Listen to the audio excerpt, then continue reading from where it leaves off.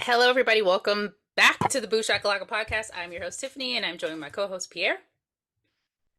And what it is, what's up? What's Can up? a player just get into I don't think those were the words, but we're gonna roll with it like we usually do. We've reached that age where we just make up words to songs. But I mean, I've been making up words for a very long time to songs. Oh yeah, like your favorite song. I'm Real Remix. Your lifestyle. I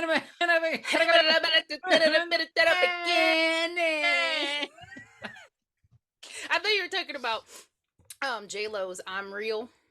When she said, when R. Kelly, not R. Kelly, when Ja Rule says, "What's my motherfucking name?" and she says, "Are you Ellie?"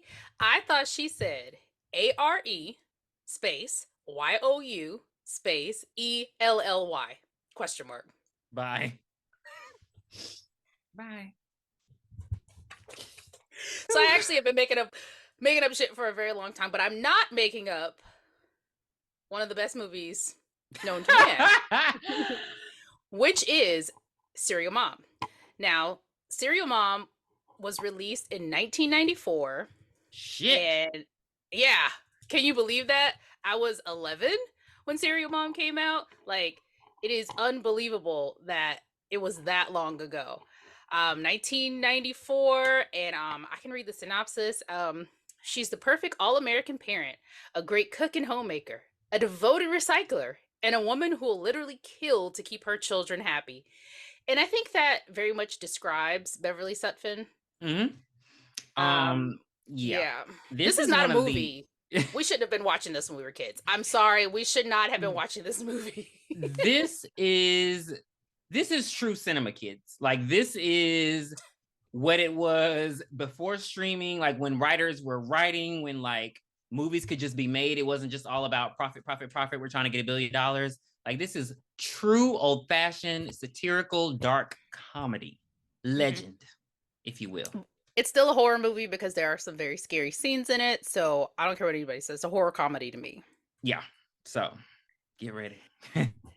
I'm trying to remember the first time I ever saw this. I feel like I rented it from the video rental, and I watched it, and I was like, it started off, I'm like, oh god, I'm not gonna like this, and then immediately I was like 3 minutes in, I think, is when we get the best part.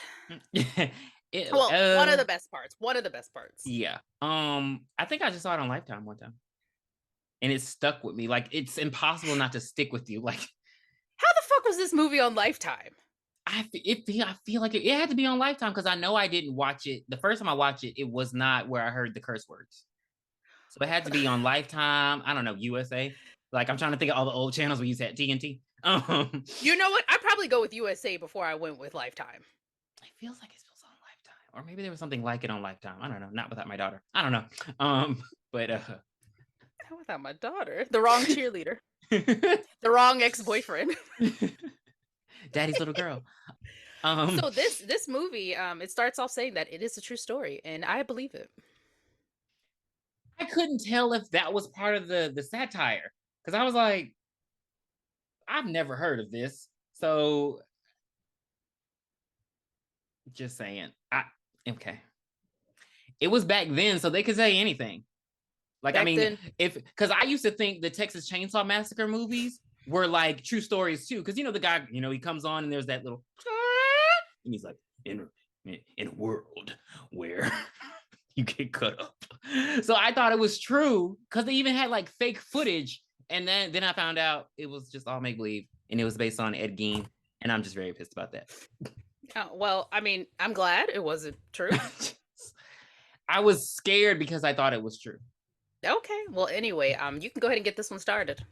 All right. So we start with Serial Mom, not like cuckoo for Cocoa Puffs. And so we get our introduction to the Sutphins, and we see this beautiful house. normal neighborhood, and we get introduced to the characters. So we have Eugene, who is the father. He's a dentist by trade. And what you have to understand, like I said, we're in a satire, so everything's exaggerated.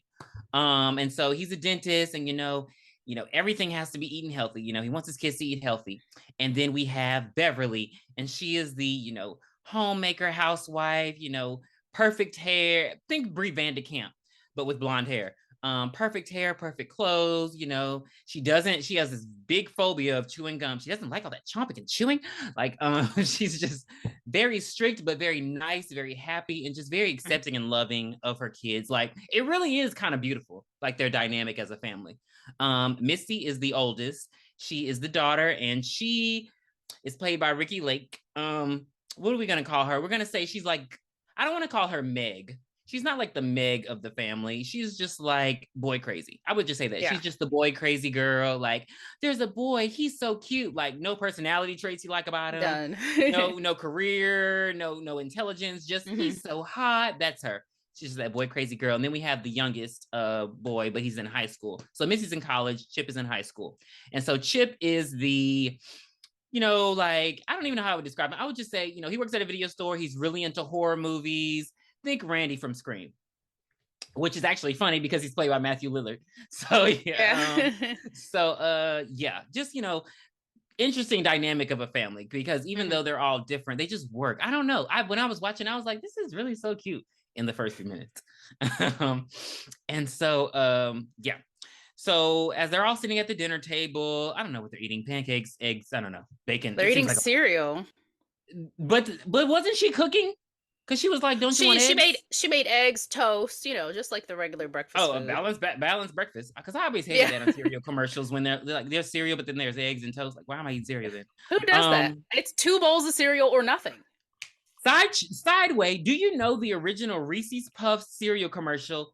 It was like a kid and his sister worked at a diner, and she brought him out the cereal, and I was like, who the hell eats cereal at a diner? Anyway, I only eat cereal at home. I do not eat cereal anywhere. It has to be in my house, my bowl, my spoon. Okay, so I'm like, what?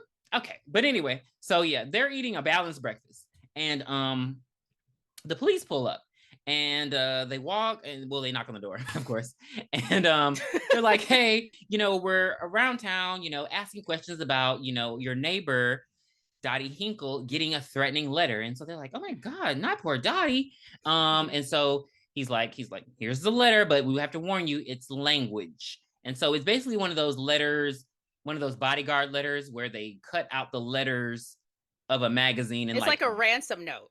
Okay, yeah. Because I was like, what do you call that? There has to be a word for that, because it's just, the random letters from different things. So I don't know why they do that. Very, very time consuming.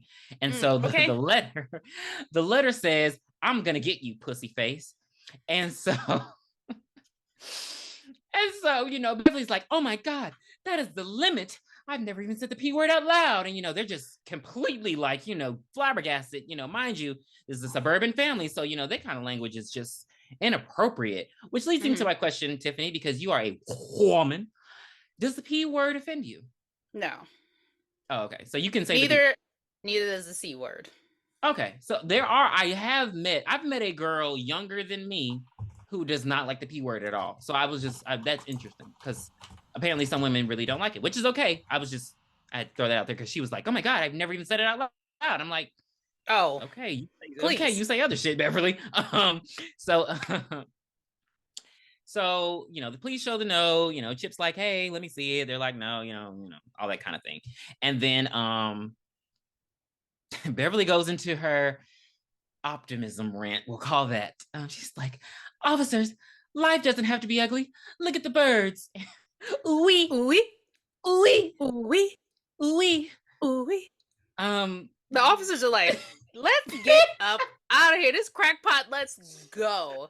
So the only thing you need to get from this interaction also is that Misty's getting picked up by her. She has a date, this guy she met at college who she thinks is hot. Carl. And but in the meantime, there's something about this particular detective. So as you know, with duos, there's one that looks like Mario and one that looks like Luigi. And so the detective who looks like Luigi is apparently very attractive. That will matter later on in the movie. So detectives leave and the kids are going off to school, and then Misty's going off to the swap meet. Yes, she works at the swap meet. So they're going to leave, and then Chip's best friend pulls up, and he pulls up with his girlfriend. Well, Chip's best friend pulls up with Chip's girlfriend. Just want to make that clear. So Chip's girlfriend Birdie and his best friend Scotty pull up, and Beverly's hey, here are the detectives, and this is Detective Pike and Detective I don't remember the other guy's name. Not either. And Beverly makes it known that Scotty does not wear his seatbelts. Beverly's very strict about rules, regulations, and laws. The police don't give a damn. They're detectives. Calm down. And then Carl pulls up. He almost runs into the dad as he's leaving.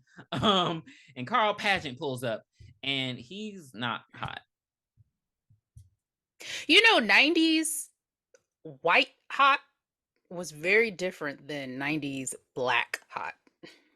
Okay, because I'm like Sean Patrick Thomas, Carl Pageant. Anywho, so yeah, he Sean Patrick Thomas. I don't know why I just said that. Sean Patrick Save the Last Dance Thomas. Okay, you were not there for Cruel Intentions. Anywho, he was in Cruel Intentions? Yeah, he was the black guy. My husband and I gave money to Colin Powell. I never saw that movie. Tiffany will no longer be part of the podcast. If you like to apply, send in applications. So when Carl gets there, he introduced himself to Beverly, and she's like, "Oh yeah, you're Misty's date," and he's like, more of a friend, which is right. When you I'm like, Misty, do you read the room when you're interacting with these men? Because he does not seem into her at all. The nicest thing he did to her was open the car door. Outside of that, Misty, he don't want you like that. So why was he with her? Was she really smart or something? Why was he? That part I don't know. I know she. What was the dynamic? Because I know she was like, I think she might have said he part of my. Oh, they met in the library or something like that. I don't know. But she was like, Carl thinks it's crazy how much money I get to swap meet. I don't know, maybe he wanted some extra cash. I don't know. Because at this point, it's like, why are you hanging out with her then? He pulled up in a Jeep. Like, he has money. Again, maybe she's just the duff. But where are the other friends? Is it Dottie and Rosemary? So Beverly has to go to a PTA meeting, and so she heads off as well. And when she heads off, she sees what are you doing? No, I'm skipping. What are you doing? I'm skipping. Oh my gosh. So reverse.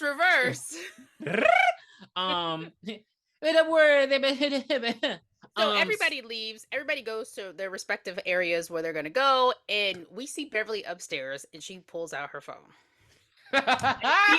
She's smiling, and she's like, and this is when the whole movie takes a turn. You will never, everything you witnessed before, it's over. I'm sorry. Yeah. The first 3 minutes of the film is over, and let it go. Okay, you want to act it out? No. Both of us? Okay. I'm calling you. Ring, ring, ring, ring. Hello? Is this the cocksucker residence? God damn you! Stop calling here. Isn't this 4124 Pussy Way? You bitch! Here, let me check the zip code. 212. Fuck you. And in the midst of this phone call, we see the nosy neighbor, Rosemary Ackerman. Sorry. Rosemary Ackerman is going over to Beverly's house. She just walks in the door like nosy neighbors do. And so she's, walking around the house, and she's coming up the stairs as this phone call is happening. Okay, you ready? You ready? It's your part. You got to call again. No, you got to call again. Oh. Beep, beep, beep, beep, beep, beep, beep, beep. Didn't I just say fuck you? I beg your pardon. I'm sorry. Who was this? This is Mrs. Williams from the telephone company. It's Mrs. Wilson, but okay. This is Miss Wilson from the telephone company. I hear you've been having calls from you've been getting phone calls from an obscene caller. I'm sorry, Mrs. Wilson. I don't like bad language. I'm a single woman. I've had my number changed. I've changed twice. I've had my number changed twice already. I'm a divorced woman. Please help me. That's what she said, divorced. So I am a divorced woman, and I use that all the time. Please help. Does that work? Like, no. So then, like, so the conversation continues. I can't remember everything. Well, she's just like, always, can you let us know what this is called? This oh yeah, can you tell us what saying? this obscene phone caller says to you? I'm sorry, I don't use bad language. Well, I understand, but we need it for our records. Pussy, that's what she calls me. Listen to you, filthy mouth, you fucking whore! God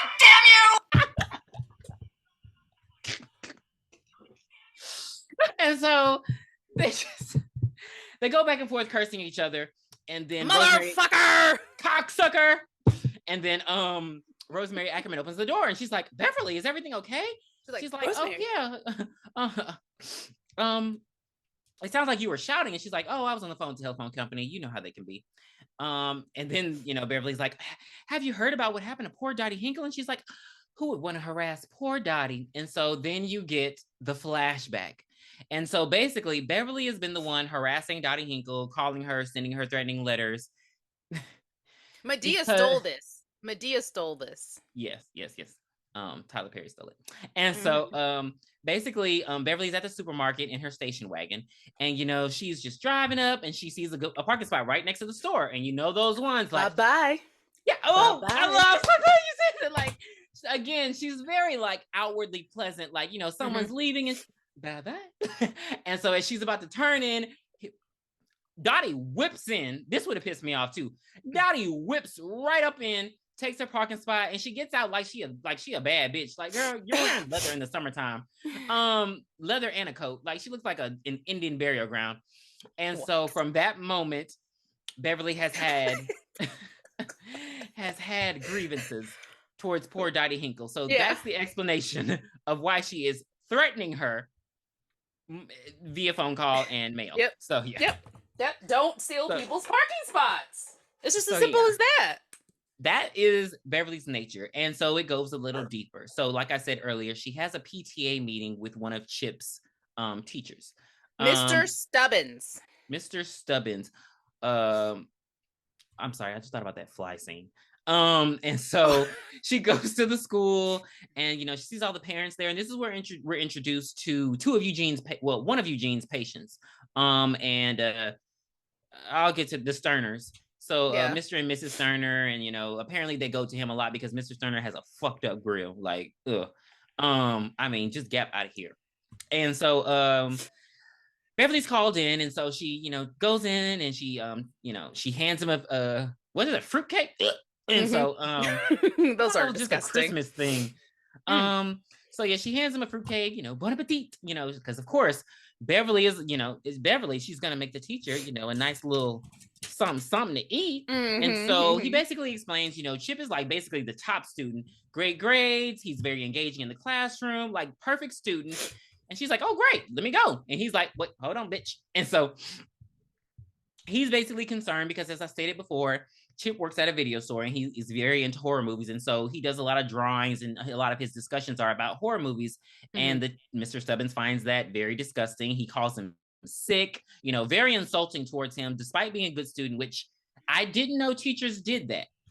I feel like what does it matter what he's drawing? I feel like if it's something where it's a danger to others, where if it's, actually like a student that he's threatening, but if it's like him drawing Jason, Freddy, and all the others, it's like, who cares? So I didn't know teachers did that. I thought, they should be concerned with other things. This is the 90s. Oh yeah, rock and roll is evil. And he asked her, tell me, did he torture animals when he was young? No. And Beverly is just like, she's just so taken aback by this. She cannot believe somebody is talking about this, about her sweet baby.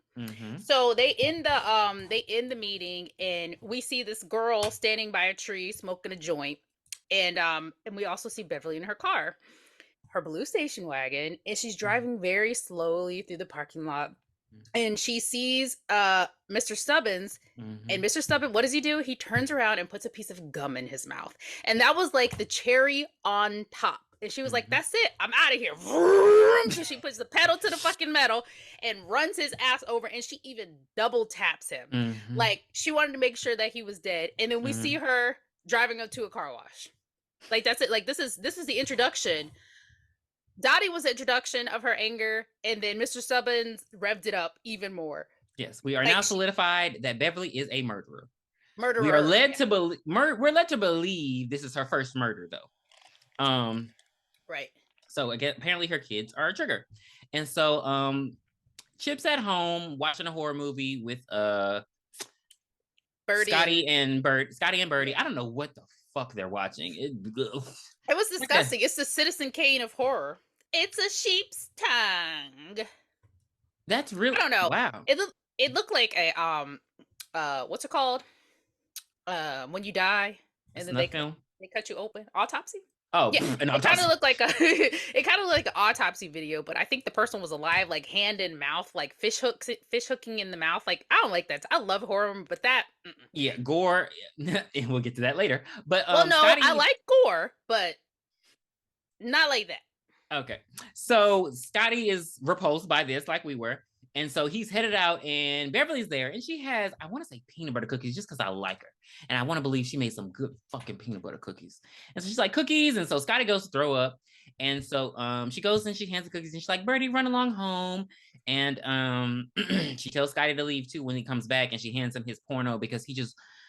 So what we need to talk about, Scotty, so horny. He's horny. That he's a pervert.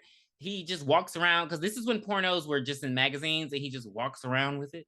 Like, at his friend's house with his friend's girlfriend there. Like, why shouldn't that be a private he thing? even tells them, turn this off. I want to see some pussy. Yes, he does. You may recognize Scotty because he's also Andy Barkley from Child's Play 3, who turned Asian. Who turned Asian? He's Asian. Please tell me you recognize that. Or maybe, well, he's Filipino still. Yeah. Well, Philippines Asian. Yeah. Okay, I didn't know that. Okay. You really didn't know that? You can't look at him and tell? Mm-mm. Did you know that Mark Paul Gosselaar was half Asian? What the fuck is that? Zach Morris? Oh, yeah, I did know. Okay. I didn't know that. I was shocked by Keanu Reeves, though. I was very shocked by Keanu Reeves. I can kind of see that. Did you know that I'm Asian? You can burn in hell. You are Native American at best. So black ancestry DNA said you black and you got some white in you. You from Mississippi. Oh, so really? What do you expect? Oh, I got to do my 23andMe. I feel like I'm gonna be shocked. Rosemary, they're eating dinner. No, wait. I haven't gotten there yet. So Beverly just talks to Chip, and she's like, basically, what the reason she made the friends leave is because, hey, Mr. Sutphin says, you've been into like horror, you've been heavy into the horror, so maybe you need to chill out. Very like, momming it. But then she asked to finish the movie where he has his tongue ripped out. So she's hot and cold. I don't know. Beverly's weird. Mm-hmm. And so now we're at the dinner, and they're just eating, and yum, yum, yum, yum, yum. And then Beverly. That's Mrs. Puff, right? Puff. I was just get out of my head. I was just gonna say y'all might recognize her voice because she is the voice of Mrs. Puff from SpongeBob. Yeah. So Beverly, a teacher at your school is heard on Mr. Stuber, Mr. Sturgeon, Mr. Stubbins. That's my math teacher. Mm-hmm. And so they turn it on.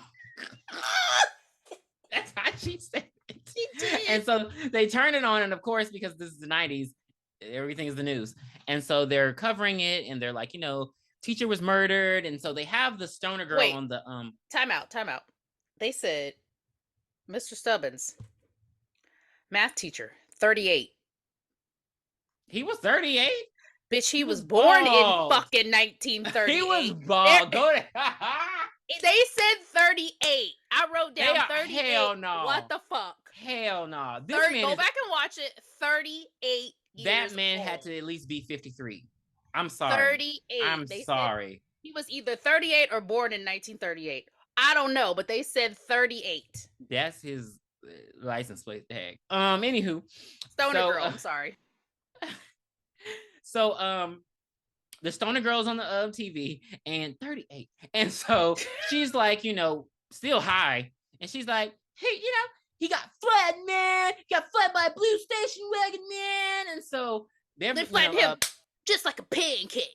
Yeah. And so Rosemary's like, Beverly, you own a blue station wagon. She's the thing. Again, this is satire, but she is the worst cover-up person. She's like, Rosemary, I don't drive that bad. And I'm like, throughout the film, you'll see when it comes to her being questioned about these murders, she do not give a damn if she's caught, because she really be like, huh?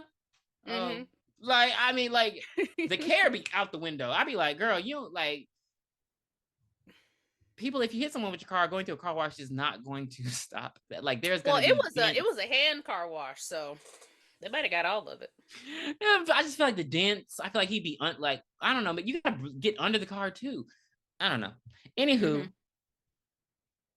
this is also when we're exposed to how Eugene feels about murderers, because he's very much so, oh, they should get the death penalty. And I'm just like, again, maybe this is 1994, and I'm just, because I was like, he's like, damn. He's like, whoever did this should get the death penalty. He's just very stern about people getting the death penalty for murder, which is okay, but I mean, like, damn, okay.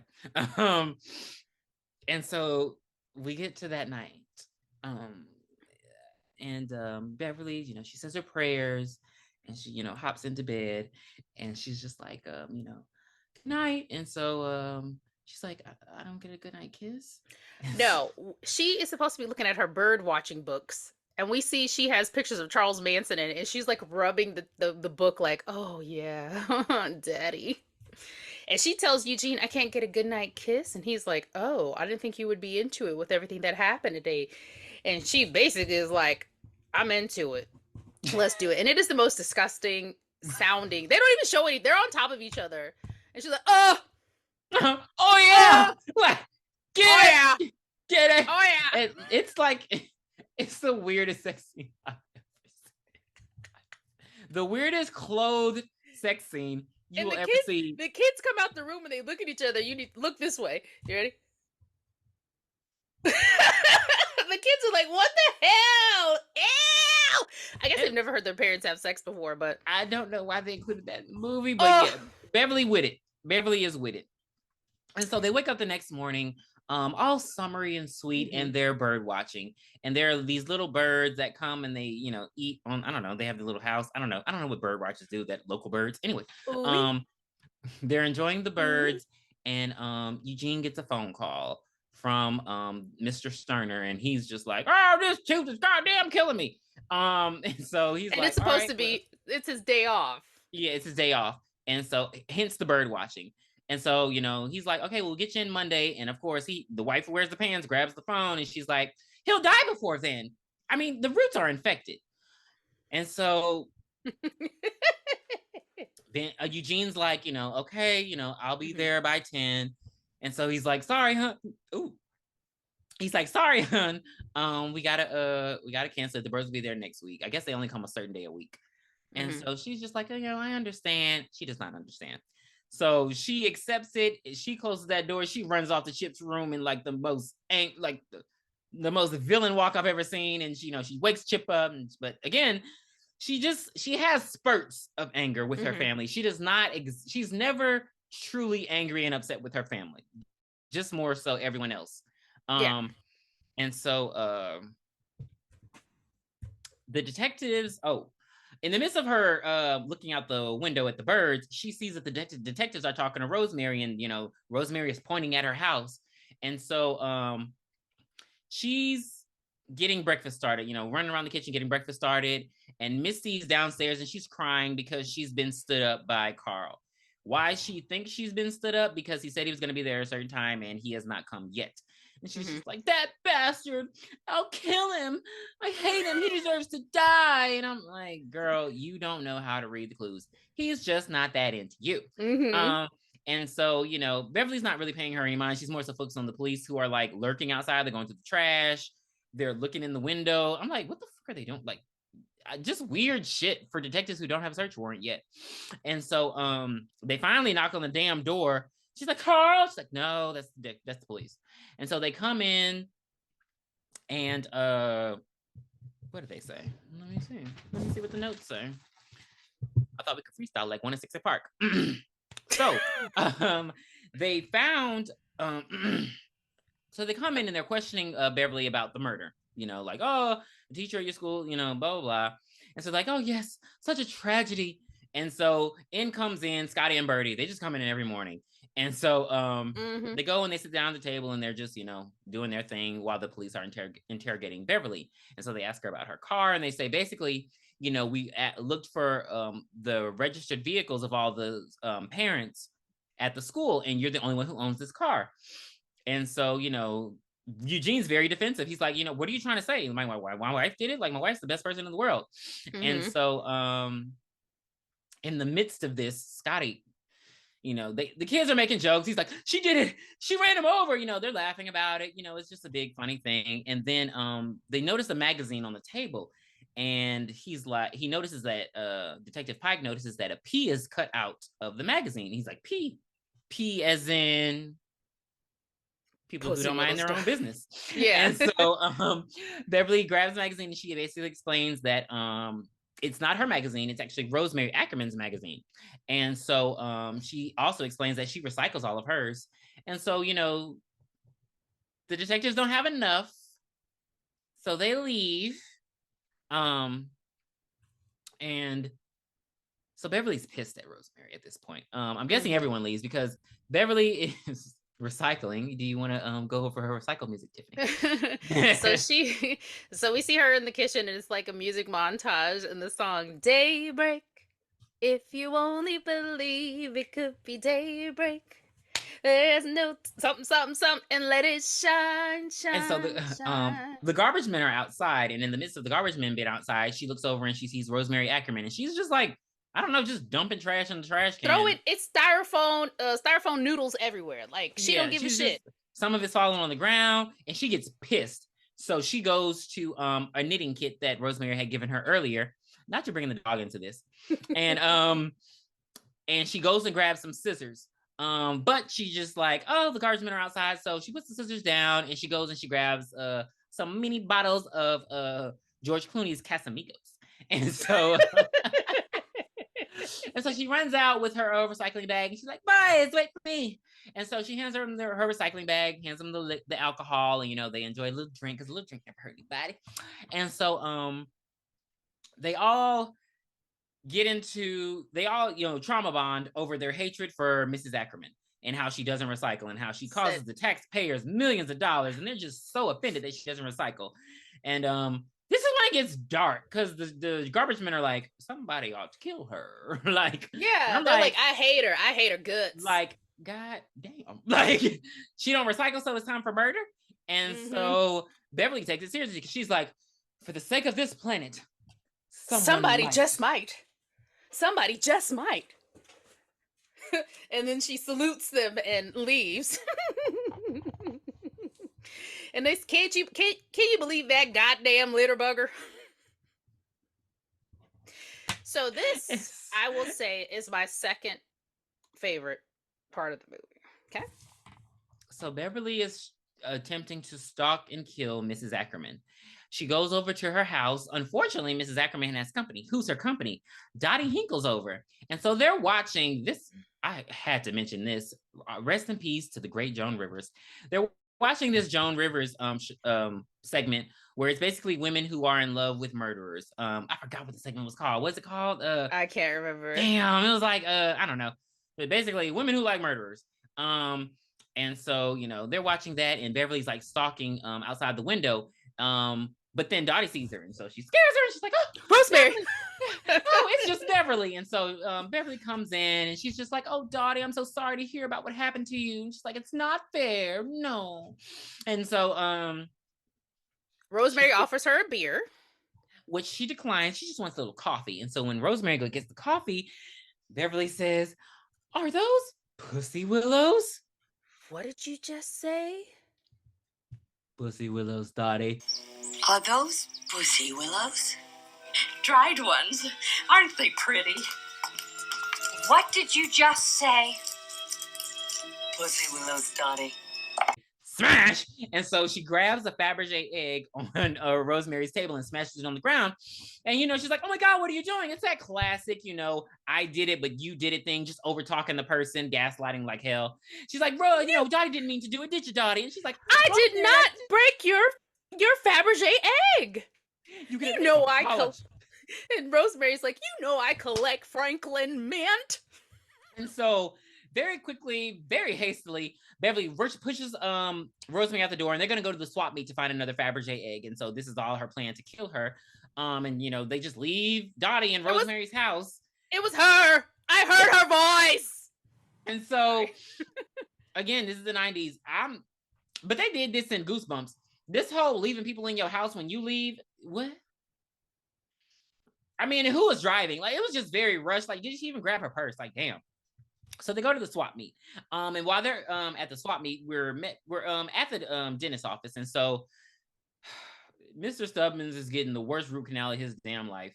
Not Mr. Stubbins. Oh crap. Mr. Sterner is getting it's too many. So Mr. Sterner is getting the worst root canal of his life. He's screaming, he's hollering. It's so gross, like a close-up on the teeth. It's so nasty. I did not. Oh god, their scenes are disgusting. Yeah. Period. Yeah. Okay. Yeah. We'll get to that later. I'm so glad. Okay. But yeah, his wife walks in during the root canal, and she's like, "You need to calm down. You need to stop. You need to take it easy on him." It's just like,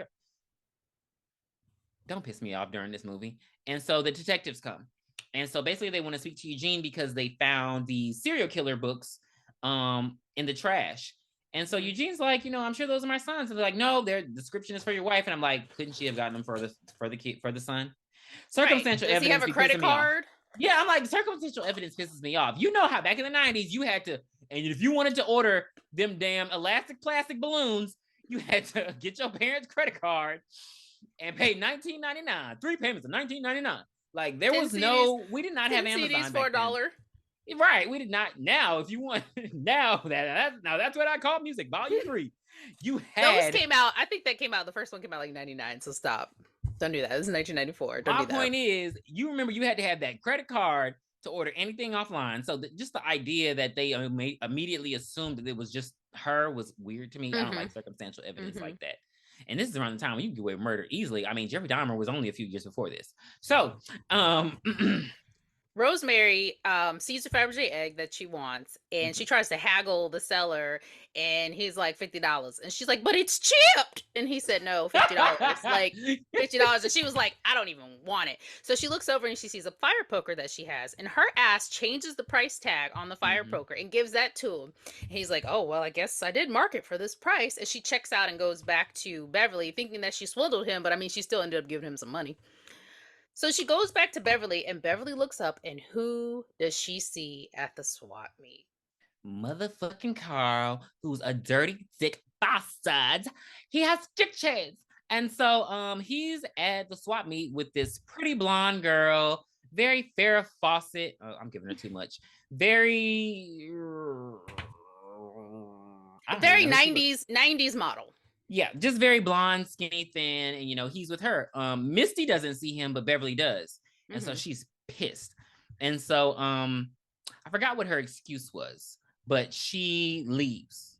But she takes the fire poker that Rosemary just bought with her, and so she stalks Carl all around the swap meet, which I'm like, nobody notices this, right? And so she follows him into the back. Oh, I'm sorry.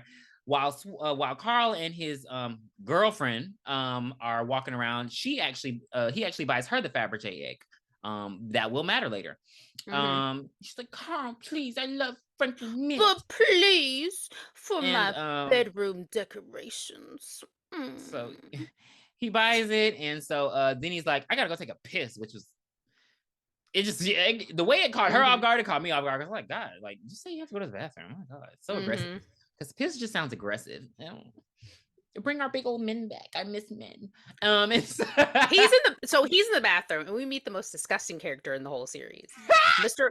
Marvin Pickles. Who there's a hole in the wall in the bathroom stall. Like, what is this? Screams 2, and he's peeping through the hole in the men's bathroom, peeping at men peeing or doing what. Well, I guess they're just peeing because just the urinals on the outside in the bathroom. It's like, disgusting.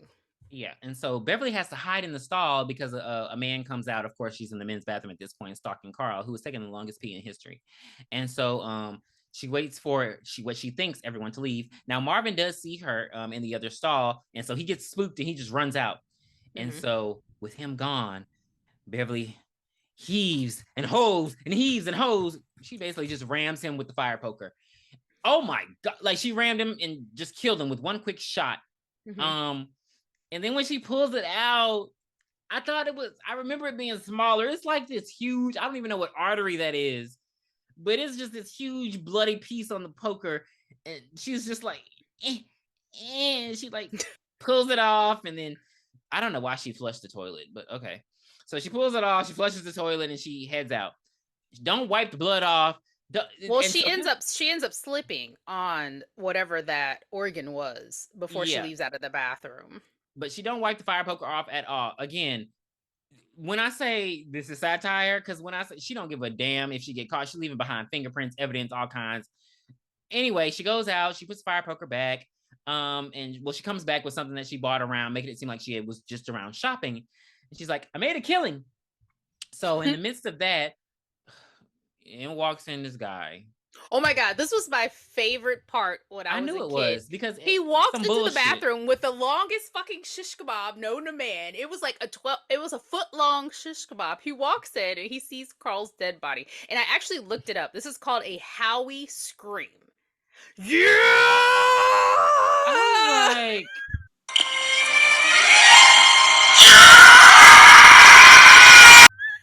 And so everybody, like, you hear everybody at the swap meet screaming, and they're all running over to see what the ruckus is. And so Missy's like, hey, watch the booth, Mom. I'm going to go see what happens. And she's like, oh my God, I hope nothing's hurt. And that's when we get one of the best parts of the movie. This is your favorite part. And so that's when Rosemary looks down and she sees something on Beverly's shoe, and she says, I know you got it. Beverly, you got some doo-doo on your shoe. And then Beverly like wipes her foot. She's like, I hate when that happens. No, she actually said, Beverly, honey, you got some doo-doo on your shoe. I hate that. I hate when that happens. It's crazy because I need people to watch the movie to understand why shit like this is. It's funny. Yes. It's funny because A, it's Mrs. Puff, and then B, she is very terrible at covering up her crimes. Like, it's just like, girl. And so Misty sees that Carl is dead. Yes. And so as the detectives are zipping up the body and everything, of course the girlfriend reacts. She the girlfriend is very visibly, just shaken by it until she sees Detective Pike. This is why it matters that he's attractive, because she sees him and then she's just okay again. She's like,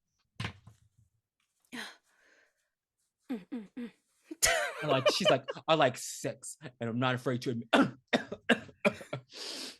Excuse me, I just had pudding an hour ago.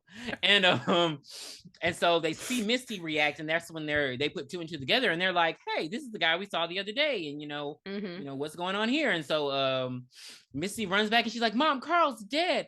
And she's like, well, be careful what you wish for, honey. Again, like very unfazed, very, oh, I saw the Pee Wee Herman doll, just very like, she's not caring about it at all. And so not at all. That's when Rosemary is just like shocked, and then she reaches over, she touches the fire poker, and she realizes there's blood on it, which again, you ain't gonna ask no questions. You about to get in the car with them and go home? Nothing. Okay. And so we're at the family dinner. We're back home at the family dinner, and Chip is at the dinner, and he tells her that Scotty thinks that she's the killer. And Beverly's like, oh, that's so crazy. And then she pushes herself away from the table. She's like, excuse me, I'll be right back. And she goes into the kitchen and I think she's going to go get, like, I don't know, some butter or something for toast. Right. And she gets in her car. Yeah. And peels off. She gets in her car and peels off.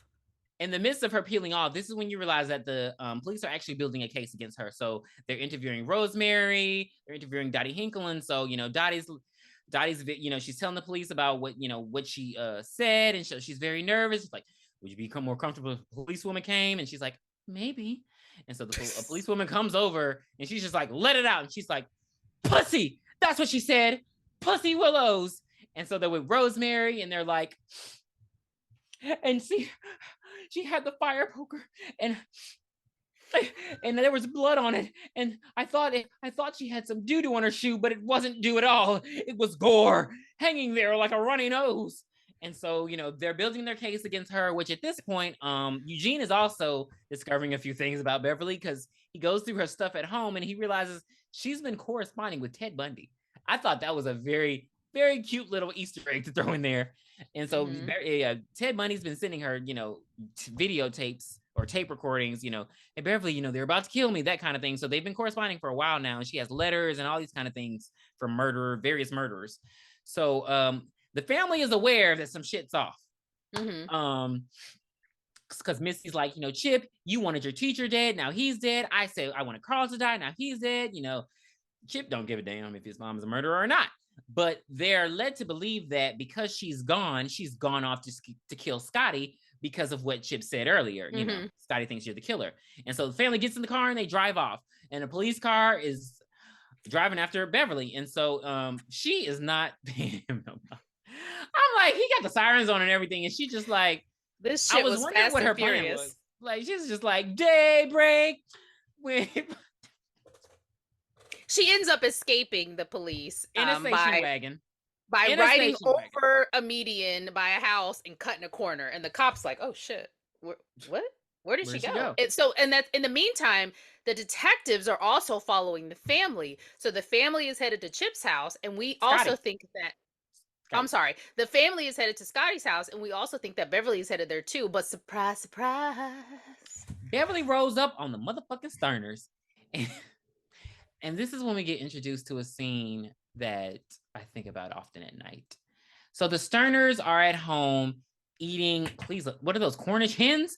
They are Cornish hens. It is so disgusting how they're eating it. They're just pulling the skin. Like the skin is soft skin on chicken. Ew! It's not crispy at all, but they're eating it. They're tearing that meat up. And so Beverly's, watching from the window. And so she gets pissed off because she's like, well, the whole point my husband had to miss the bird watching thing is because of your husband's fucking tooth, and he's supposed to be eating healthy, and this motherfucker is chomping on chicken bones and shit. So she gets pissed. And so this is when she decides it's time for the Sterners to go. They gotta Which is interesting because I wonder how she got there. Like, I wonder how she just decided to kill them that night. Anywho, so she sneaks in the house, and they finish dinner, and so Mrs. Sterner goes upstairs.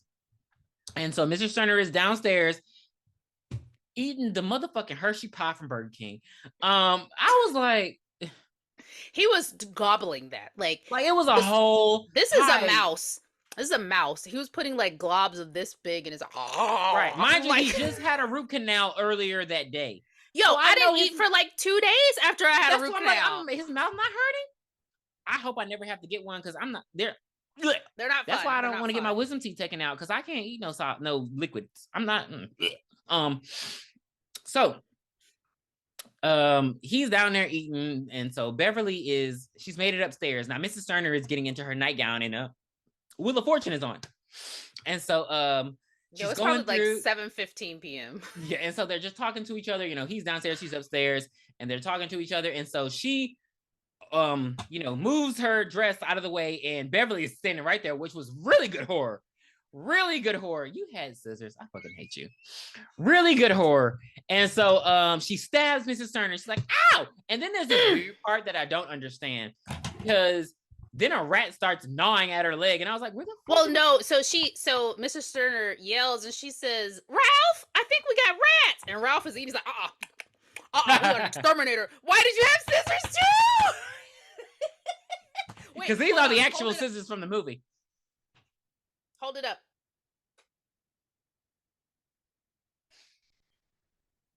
And yeah, and so she just continues to stab her, and while she's pulling the scissors out of her, he hears, of course, hears his wife screaming, so he runs upstairs, and so Beverly, she take them scissors, and she, like, I was like, damn, like Beverly Hills Ninja, like, she misses him, of course, but she tries to hit him twice. This is when victims start getting stupid, so he runs outside. She manages to have time to run back upstairs. This is 1994, when air conditioners were in the window, and she pulls the window up.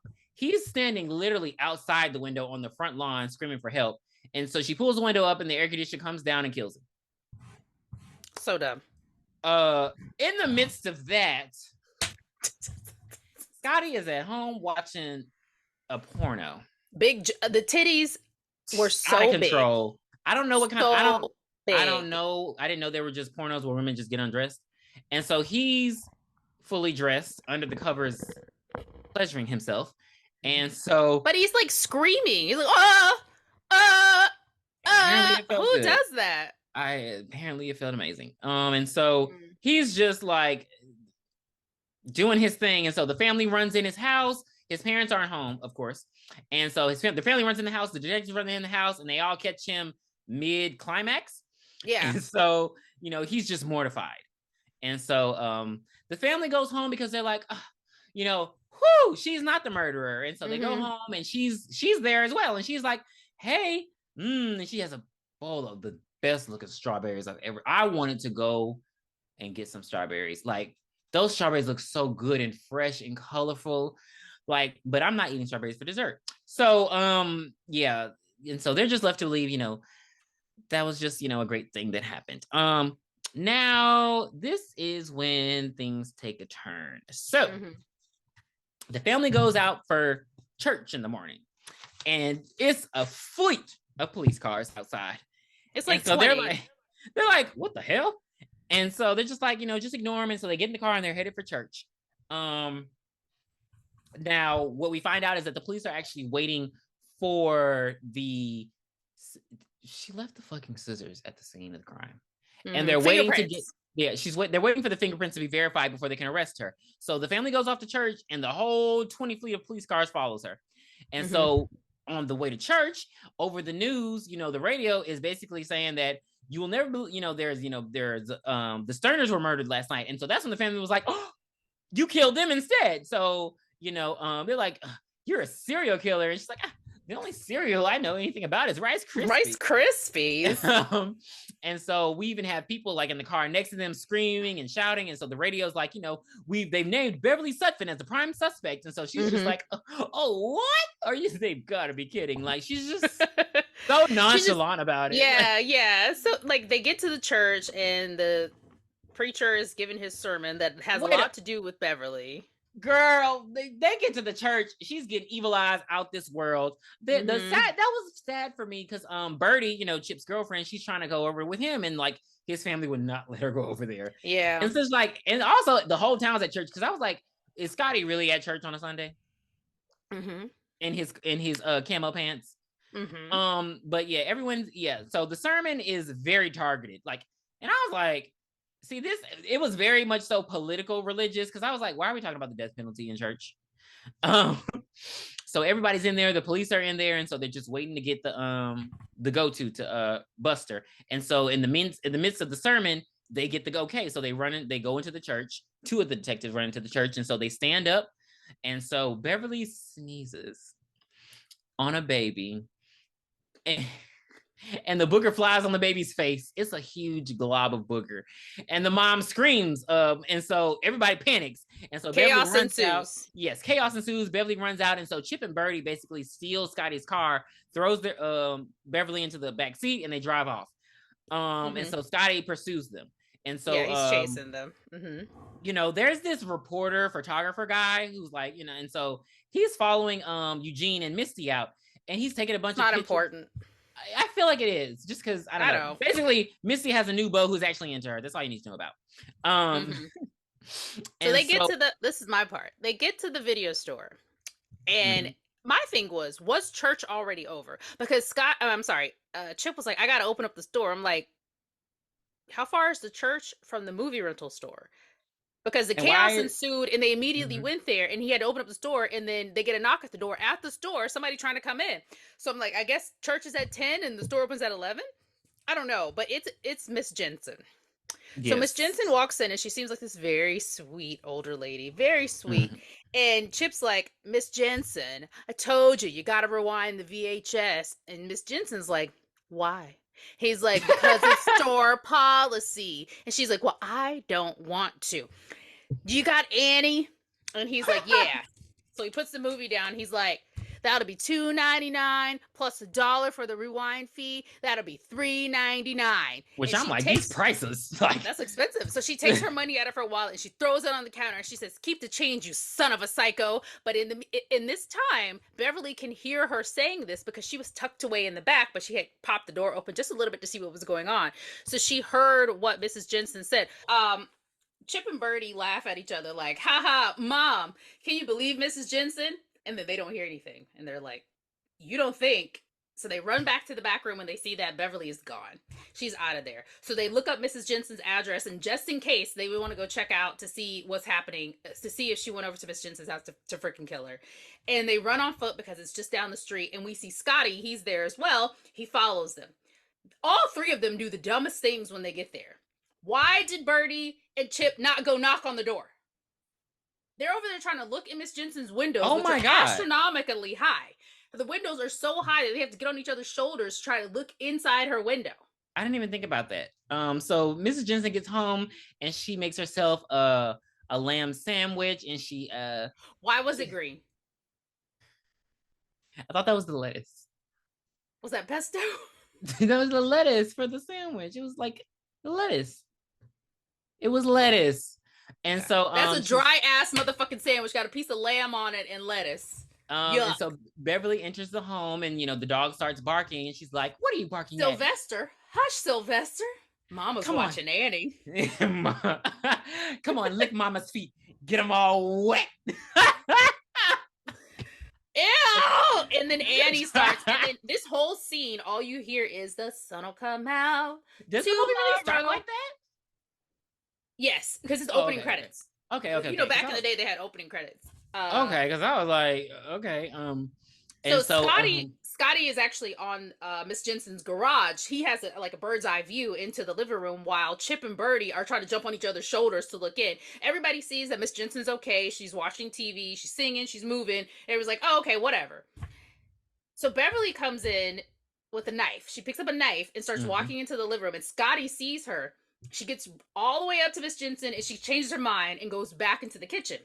So Scotty's like, phew, I guess she's not gonna kill her. This bitch goes into the kitchen and picks up the fucking brontosaurus bone from the Flintstones, gives Sylvester a little piece of it, comes out, and while Miss Jensen is singing, beats the fuck out of her with that rack of lamb. And she's like, hitting tomorrow. You're only a day way. And when she rewind. Yes, she pushes the button on the VCR. Rewind. And so Scotty sees this whole thing. So his dumb ass is still on the roof, and Beverly looks to her right, and she sees him, and he's like, "Oh shit!" So he starts running. Yeah. So she runs out. Well, she grabs the knife. Chip and Birdie. Yeah, she grabs the knife, but Chip and Birdie didn't see anything because they were too busy fucking playing leapfrog over there by the window. Yeah. So Birdie gets back on Chip's shoulders, and that's when she sees that she's dead, and so she's visibly freaked out. She's like, "Oh my god, it's not red like in the movies. It's brown. And she's like really, visibly upset about it, which doesn't make sense when you think about what happens later. But yeah, so he coddles her, and so after that, we see Beverly running in heels, because remember, she came to church. She is booking it, burning his ass. I don't know how this teenager, he barely makes it to his car. So he makes it to his car, gets his keys, and so he's like, trying to start his car up. And so he has and you call that an awning, right? An awning over his sports car? Is that he has a convertible. I know, but what's the thing called? The thing from convertible top. The convertible top, go to hell. But it's not I don't know, it's not metal. So she's stabbing through it. She's like, buckle your seatbelt, it's the law. And so he drives off, and so she steals a van from this guy with her knife at knife point. Again, this is broad daylight. This is it's 10 o'clock in the morning. Sunday after church. Yeah, and so she steals his car in broad daylight, and so she's driving after him. And so while Eugene's looking for her, he sees, Scotty, and he sees her, and they're driving by, and so do the police. So, of course, the police are following Eugene and Misty, and Eugene and Misty are following Beverly. So Scotty drives up to a rock concert that's going on in the middle of the day. An indoor rock concert that's going on in the middle of the day. And so he gets in, he goes in, and so she goes in as well. And so they let her in because she has now been coined serial mom because of her serial killing. And so, she's chasing him backstairs. She's cutting wires, making shit fall on him, and how he is. Well, somehow he ends up getting on the stage, and the group Camel Lips doesn't. They're pure feminists. They don't like men anywhere in their area. He runs on stage, and one of the guitarists hits him in the gut with the guitar, and then that's when Beverly comes up on the side of the stage, and she sees the stage lights. That's when she cuts the rope, and the stage lights fall on Scotty. So Scotty's pinned down, and she leans over with a fucking lighter and a can of aerosol and says, "Buckle up, Scotty," and lights his ass on fire in this concert. So he's running out on the stage. He's like, "Oh, I'm on fire, I'm on fire." And the group is like, "Yeah, rock on, baby." This was the only death I was really sad for, because he was like, "I'm sorry, Mrs. Sutphin." And I was just like, "Oh."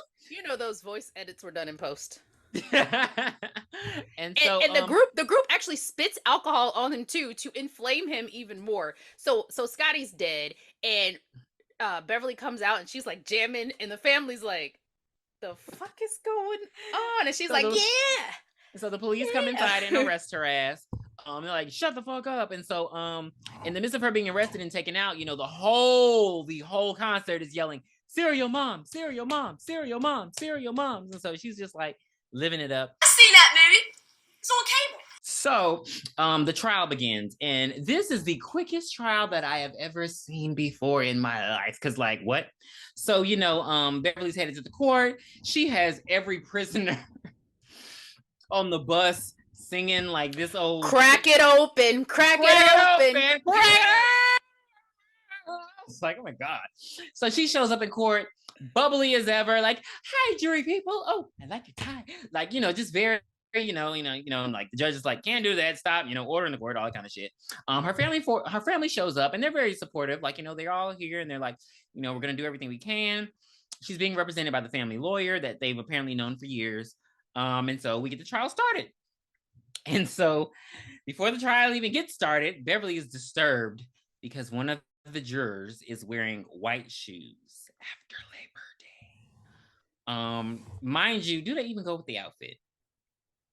Don't piss me off. I don't think so. And so she lets her lawyer know during his opening statement that, that's what she writes down. Out of all, like, she's on trial for murder, but she's like, juror number 9 is wearing white shoes. Number 6. Juror number 6. Damn it. Okay. Number 6. I feel like, okay. Okay.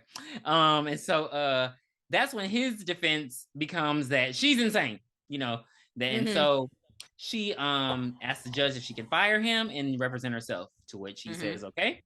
And so everyone's like, "What the hell?" And so she is her own lawyer. Right. First up is Dottie Hinkle. That is our first witness. So again, Dottie be walking in like she already got it on lock, and she don't. Like, I'd be like, "What the fuck you got on?" Like, Queen teens. Like, this is not England. Plaid on plaid on plaid. Like, I'm like, "Girl, what the fuck you got on?" So she walk in with, with attitude, like she's just the top notch. Oh, well, I don't know, gays listening. So Dottie Hinkle is actually the aunt in the Eating Out movies. That's your little Easter egg. So yeah, Dottie gets on stand, and so Beverly starts questioning her about drinking, possibly being drunk when she received the phone calls. And so she's like, "So you don't drink?" She's like, "No, I don't." And she's like, "Oh, so you weren't drinking when I saw you at Mrs. Rosemary's house?" She's like, "Well, I drink socially. I'll have a beer." And she's like, "Oh, so you meant that you just lied?" He's like, "No, I don't, you bitch." Like, damn, you're so mad. So the judge is like, "Hey, watch your language." And then Beverly goes, "Fuck you." Did you see that? She just said "fuck you" to me. Let the court see that I'm merely just standing here. Again, why did no one see that though? It was not like that was not. I'm like, nobody saw that. And so, "Fuck you too, you whore." And so the judge is like, "All right, you curse one more time, I'll hold you in contempt." And that's when Beverly goes in for the kill. She's like, "Mrs. Hinkle, are you insane?" "No, I'm not, you motherfucker."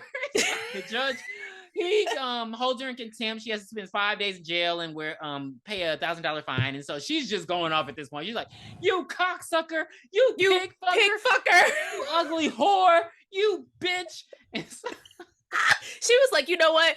I'm going to jail. I'm getting all this shit out right now." And I hope she moves. Eugene looks at Beverly, and Beverly like, "Baby, I got this." And so that's when we're under the impression Beverly know what the fuck she doing. As much as careless as she's been throughout this entire movie with like leaving behind, I mean, baby evidence for the detectives. She owned it in this courtroom. Because as we all know, court is about what you can prove. It's not about what the fuck you did. Okay. Correct. So second up is Miss Hodges. Does it matter that Carl's brother comes and punches Chip? Do we care? No. We don't care. So basically, while the trial is going on, the kids are outside doing motherfucking promos. So they got merchandise.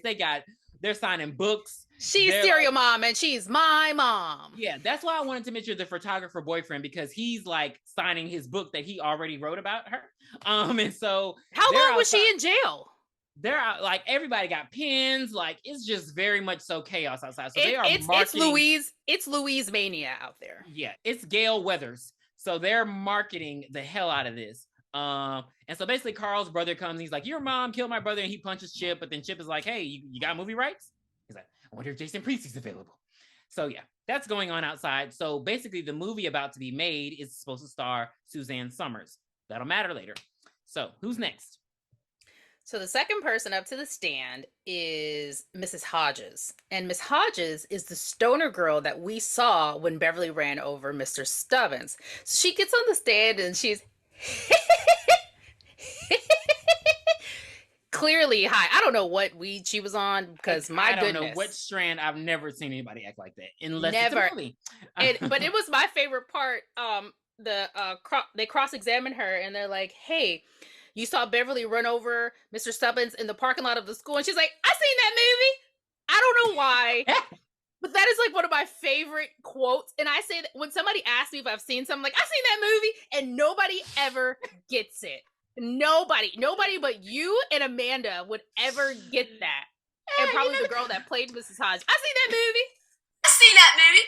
It's on cable. That car is blue, blue. Like she's so high she can't really testify. She's not a good witness.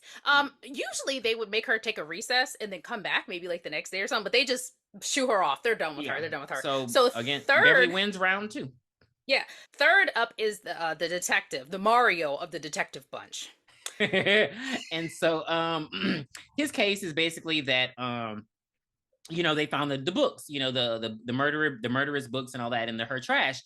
So Beverly cross-examines, and so remember, this is why we have to introduce all these characters. So she's very cool with the garbage men, and so she has discovered some of his literature in the garbage. And so she's like, so you're judging me by what I read, but we found this in your trash can, Chicks with Dicks. And so and he's like, this is private property. This trespassing. He doesn't deny it. No, doesn't deny it. Well, he said, I'm a married man. Like, okay, so you like chicks with dicks. And so, he's like, I hope they give you the gas chamber. So, when witnesses get irate like that, the judge instructs them to, dismiss it. So another witness that she's clocking them out. Like and so she knows exactly what to do when it comes to these people because they're weak and Beverly's strong. Yes. And so next on the docket is Rosemary, which seemingly seems to be the hardest one to get. But Beverly has a plan. And so, she, testifies, it was covered in, the fire poker was covered in blood and gore. And so it's funny because she really sounds like Mrs. Puff. Like, you cannot unhear it.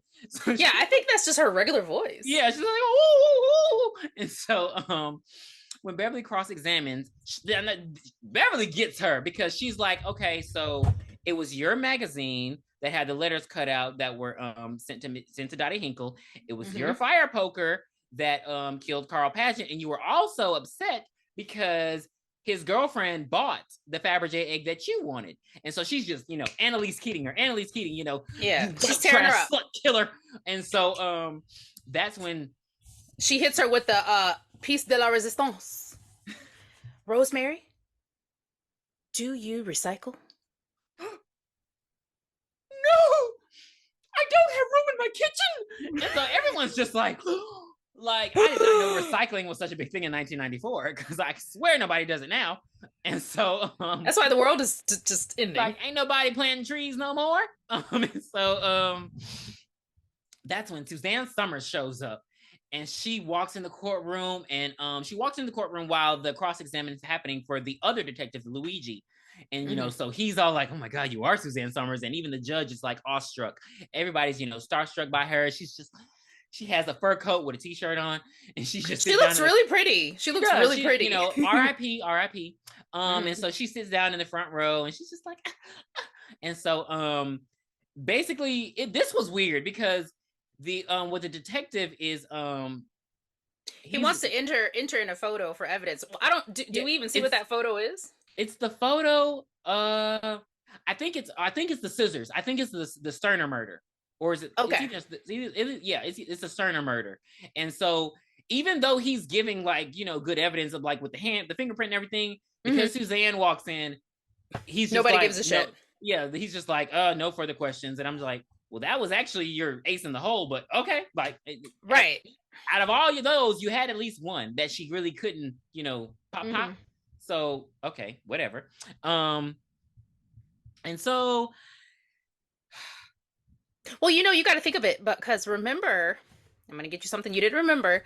In the beginning, when she was calling Dottie on the phone, Rosemary comes over with a basket that has all of her knitting equipment in it. So she could have said that Rosemary's fingerprints were on them too. Well, I thought that's what like the implication during the whole Rosemary cross, when she was like, those were your scissors. So, I mean, did you kill him? So, at this point, they rest the case, and so Beverly's like, "Y'all no. The case hell no. Number 6, Marvin motherfucking Pickles. Oh shit! I forgot about Marvin. Okay, so Marvin. So they Pickles can't even fucking find Marvin, because what is Marvin doing? He in the damn bathroom of the courthouse, drawing penises, writing like lewd remarks. He drew I sniff jury's underpants in the bathroom. Like fucking he's childish. He's disgusting. So they go and get him. The bailiff goes and gets him, and he comes in, and so they start cross-examining him because, of course, he witnessed her being in the bathroom during the Carl Pageant murder. Right. No, I mean he saw her before the murder, so I mean, really, truly, he's not a good eyewitness. She was just there. Yeah, but again, circumstantial evidence. So we can't even explain this in a good way because we can't visually do it. Think of Basic Instinct when Sharon Stone uncrossed her legs, opened her legs, and then crossed them again. Right. So we're just doing opening. So Beverly's doing hip adduction. Is it adduction? Yes. So she's doing that during his testimony. And he sees her legs under the table, just going like, faster and faster and faster. He's like, I've never seen Beverly Sutphin in my life. You told me to say I lied. This. Like, he's just recusing himself. He's like committing all kinds of perjury because he's a pervert. And so, after he says all that, he lets him go. And so Beverly crosses her legs and she's done. How did the judge not see that? You have to really watch. You have to watch this movie because you can this is like, you have to see this because it's just amazing. Like and then they use like this boom boom boom boom boom boom boom boom boom boom. She is just giving it her all. So she's her legs. So after that, that's what Beverly's like. The defense proves nothing. The defense. I'm sorry. The defense. Yep. No. The prosecution has proved nothing. The defense rests also. And so, everyone claps. And so that's the end of the case. And so now it's just up to the jurors. And so after deliberation, they come back.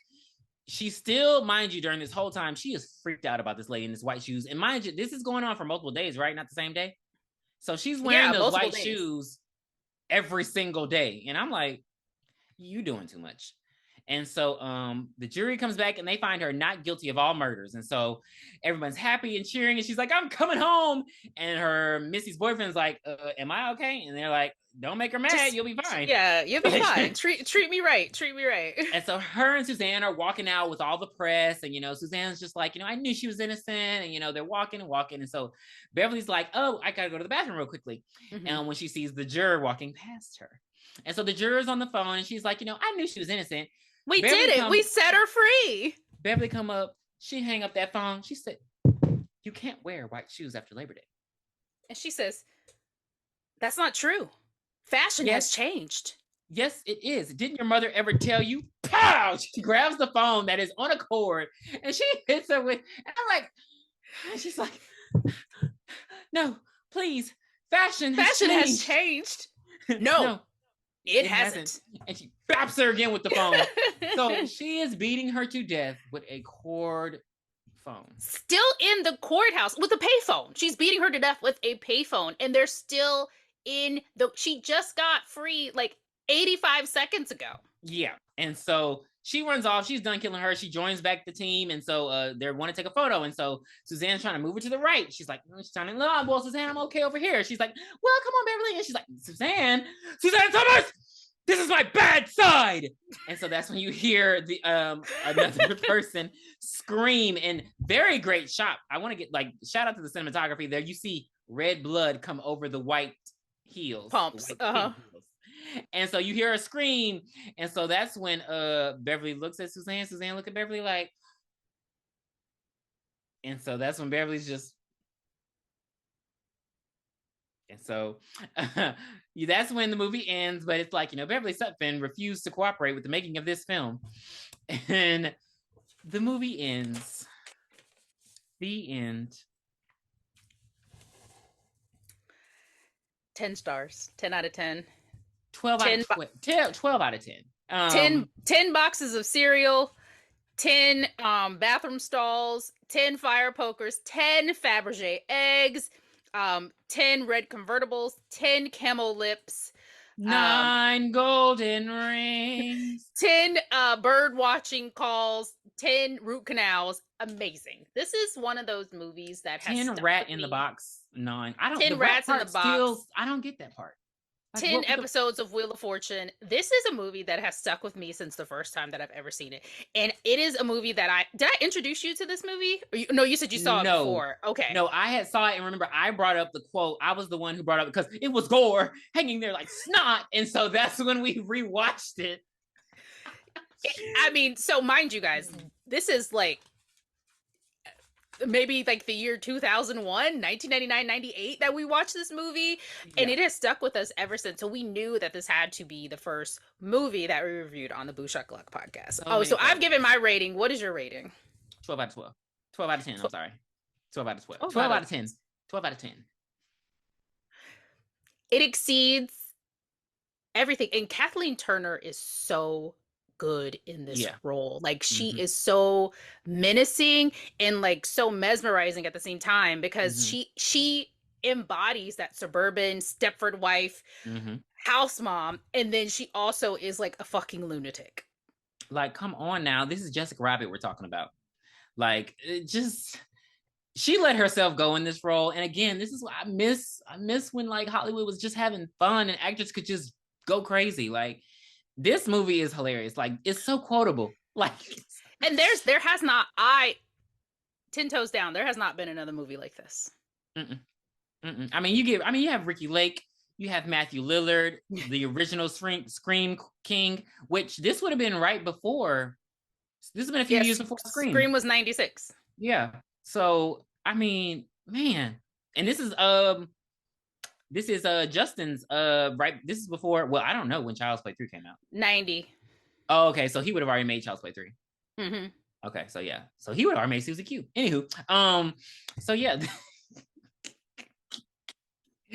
So man, I encourage everyone. See, currently it's not available. Now I know it's been on Hulu before, especially during Huluween some years, but it's not available for free right now. But it's a must see. I know, like, I'm sure if you look it up on Amazon, it's like $3 nothing. Even if you don't watch the full movie, just go on there and Google Serial Mom Court Scene. Go on YouTube, Serial Mom Court Scene, or Serial Mom Dottie Hinkle Phone. Yes, that's all you need to do. And then like it'll pull you in and you'll immediately want to see the movie. Yes, this is a must see. This is a must see. Yes. 10 out of 10, 12 Millennials out of 10. on TikTok. We told you first. This is a must see. Millennials, you mean Gen X, Gen Z, Gen whatever? Gen, what are they? Gen Z. Gen, y'all ain't gonna be here long. With global warming. What? Do you know something that I don't know? Help! Oh yeah. So so that'll do it, guys. This is. Be sure to follow us on Twitter X at Boo Shakalaka Pod. Like, rate, review, subscribe to our YouTube channel. Hopefully you saw it there, and then also listen to us wherever podcasts are available. Currently I think we're on Spotify and Apple Podcasts. Rate us, comment, give us suggestions. Like, come on, we're doing movies right now. Before we haven't gotten any suggestions yet. So, Serial Mom was my suggestion. So, Pierre, take it away. What would you like to watch next? We gonna go ahead to an old school girl. One that gets me good and right. One that gets me hot and tight. We gonna do the fine, the fabulous, the curvaceous, the vivacious Scream 1. Original 1996 Scream. Yeah, boy. How you All right, so be sure to join us next time when we review Scream.